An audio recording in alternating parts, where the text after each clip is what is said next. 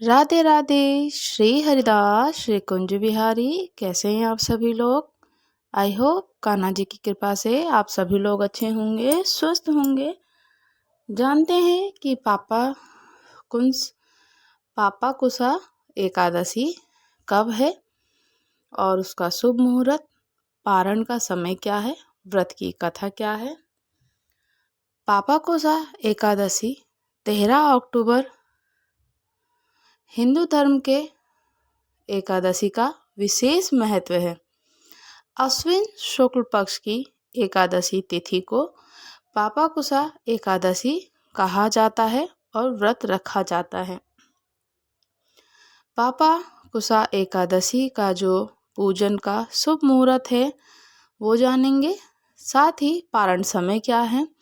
हर वर्ष दशहरा के अगले दिन ही पापाकुसा एकादशी व्रत रखा जाता है और हर एकादशी का व्रत भगवान श्री हरि विष्णु जी को समर्पित किया गया है।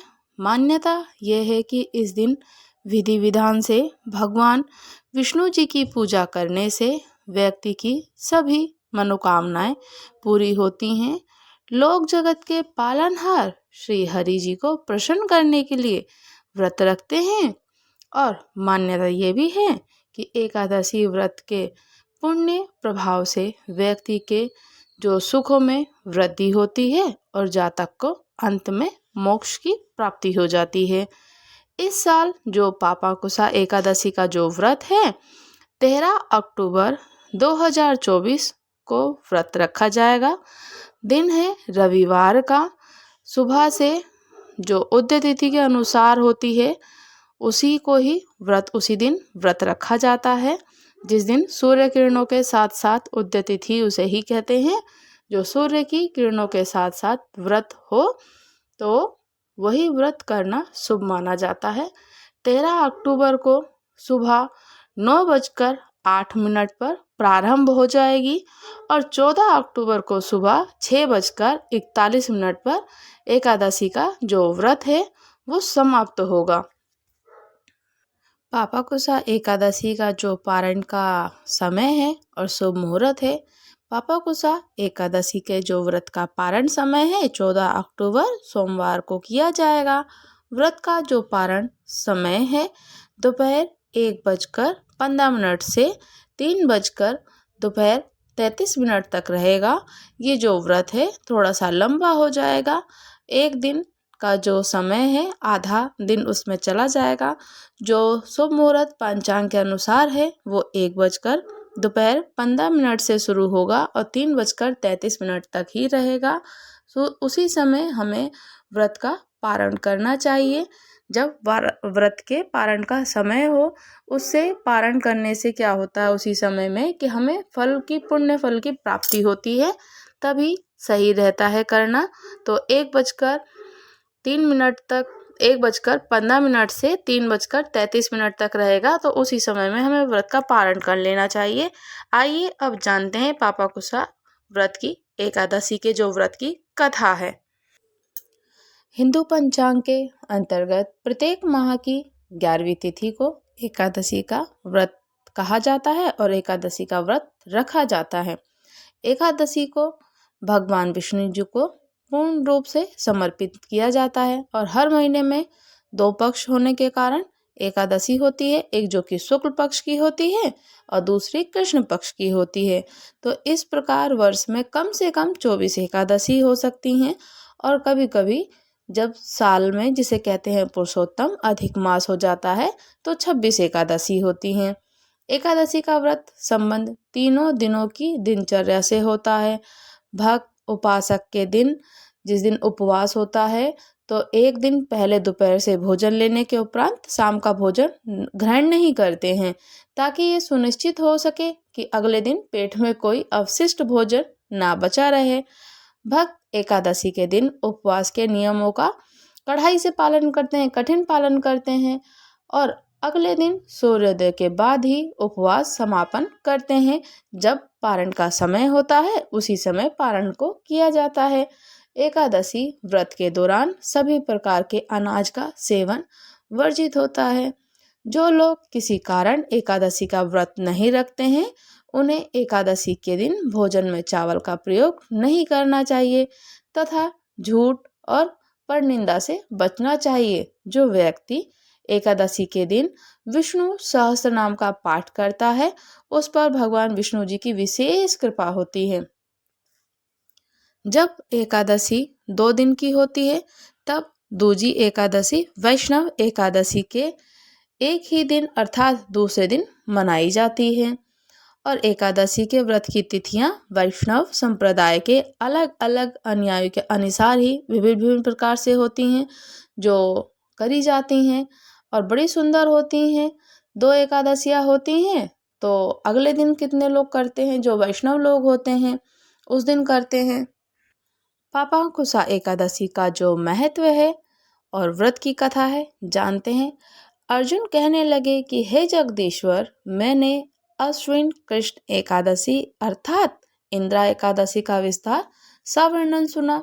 अब आप कृपया करके मुझे अश्विन यानी कि कुंवार माह की शुक्ल पक्ष की एकादशी के विषय में भी बतलाइए।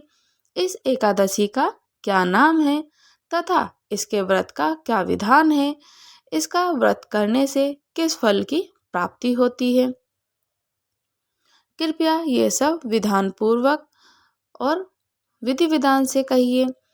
भगवान कृष्ण ने कहा, हे कुंती नंदन, अश्विन माह के शुक्ल पक्ष की एकादशी का नाम पापांकुशा एकादशी है।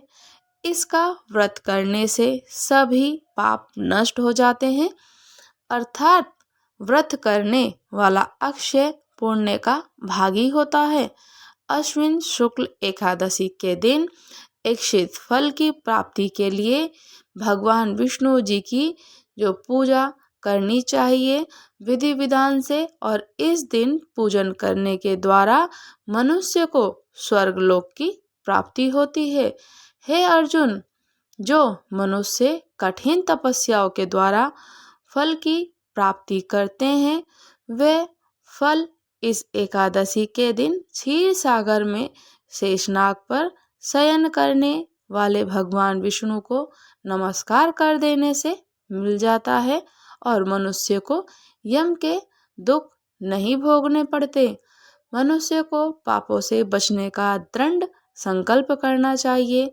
भगवान विष्णु का ध्यान स्मरण किसी भी रूप में सुखदायक और पापनाशक है, परंतु पापांकुशा एकादशी के दिन प्रभु का स्मरण कीर्तन सभी कलेशों व पापों का शमन कर देता है। पापांकुशा एकादशी के व्रत की कथा। प्राचीन समय में विंध्या पर्वत पर क्रोधन नाम का एक बहेलिया रहता था। वह बड़ा क्रूर था। उसका सारा जीवन हिंसा, लूटपाट, मदपान और गलत संगति पाप कर्मों में बीता। जब उसका अंतिम समय आया तब यमराज के दूत बहेलियों को लेने आए और यमदूत ने बहेलिये से कहा कि कल तुम्हारे जीवन का अंतिम दिन है, हम तुम्हें कल लेने आएंगे। यह बात सुनकर बहेलिया बहुत ज़्यादा भयभीत हो गया और महर्षि अंगिरा के आश्रम में पहुंचा और महर्षि अंगिरा जी के चरणों पर गिरकर प्रार्थना करने लगा, हे ऋषिवर, मैंने जीवन भर पाप कर्म किए हैं, कृपया कर मुझे कोई ऐसा उपाय बताइए जिससे मेरे सारे पाप मिट जाएं और मोक्ष की प्राप्ति हो जाए। उसके निवेदन पर महर्षि अंगिरा ने उसे अश्विन शुक्ल की पापांकुशा एकादशी की विधि पूर्वक व्रत करने को कहा। महर्षि अंगिरा के कहे अनुसार उस बहेलिया ने ये व्रत किया और किए गए सारे पापों से छुटकारा पा लिया और इस व्रत पूजन के बल से भगवान विष्णु जी की कृपा से वह लोक को गया। जब यमराज के यमदूत ने इस चमत्कार को देखा तो वह बहेलिया को बिना लिए ही यमलोक वापस लौट आए। इसी प्रकार से आप लोगों को प्रभु श्री नारायण जी की किसी भी प्रकार से किसी भी रूप में आप उनके व्रत को कर सकते हैं। और वर्ष में हर रोज़ हर महीने व्रत आता है, तो आप अगर व्रत नहीं कर सकते हैं तो आप उनकी विधि विधान से पूजा अर्चना कीजिए। पूजा अर्चना करने से भी पूर्ण रूप से पूर्ण फल की प्राप्ति होती है और ये व्रत के प्रभाव से इतनी मुक्ति मिलती है और मोक्ष की प्राप्ति होती है कि अक्षय पुण्य का भागी हो जाता है व्यक्ति। और विष्णु भगवान ऐसे हैं कि हर किसी के जो सुख होते हैं उनको और समृद्धि देते हैं, सुख शांति देते हैं, घर में वैभव यश देते हैं। साथ ही साथ में माँ भगवती जगत जननी श्री राधा रानी, हमारी लाडली सरकार माँ लक्ष्मी जी, आप उनको किसी भी रूप में उनके साथ पूजिए। तो यही दिन भर का जो खास महत्व होता है, इस दिन तुलसी जी का पूजन भी खास महत्व है। तुलसी जी का पूजन करना चाहिए और एकादशी के दिन भगवान विष्णु जी के पास उनके समक्ष में तुलसी रखनी चाहिए, उनको मंजरी, तुलसी पत्र, हालांकि एकादशी वाले दिन ही आपको तुलसी जी नहीं तोड़नी चाहिए, आप एक दिन पहले से तोड़ कर रख लीजिए। रविवार के दिन भी तुलसी जी नहीं तोड़ी जाती हैं। अगर जैसे कि कल रविवार है और एकादशी का व्रत है, तो आज के दिन शनिवार को ही आपको तुलसी जी को तोड़ करके उनकी मंजरी को तोड़कर रख लेना चाहिए। और तुलसी जी बिलपत्र ऐसी होते हैं कि वो काफ़ी दिनों तक धोकर उन्हें समर्पित की जा सकती है, वो बासी नहीं कहलाती हैं। तो ऐसे ही भगवान विष्णु जी को आप तुलसी और मंजरी अवश्य चढ़ाएं। तुलसी पत्र का एक अलग महत्व है और मंजरी का, जो तुलसी जी में मंजरी आती हैं, उनका और ज़्यादा महत्व होता है। तुलसी वृंदा महारानी से उनकी मंजरी जब उतारी जाती है तो जो उनके ऊपर एक भार होता है, वो भार भी थोड़ा सा कम हो जाता है, उससे भगवान और प्रसन्न होते हैं। इसी प्रकार से उनके ऊपर मंजरी जरूर चढ़ानी चाहिए। आप तुलसी पत्र की माला बना करके अवश्य उनको चढ़ाएं। ऐसे ही आप व्रत को विधि विधान से, विधि पूर्वक से करें। राधे राधे। श्री हरिदास, श्री कुंज बिहारी। अगर आप चैनल पर नए हैं तो चैनल को लाइक कीजिए, सब्सक्राइब कीजिए और कमेंट करके ज़रूर बताइएगा कि आपको कथा कैसी लगी। और कृपया कर आप चैनल को सब्सक्राइब जरूर कीजिए। राधे राधे। श्री हरिदास, श्री कुंज बिहारी।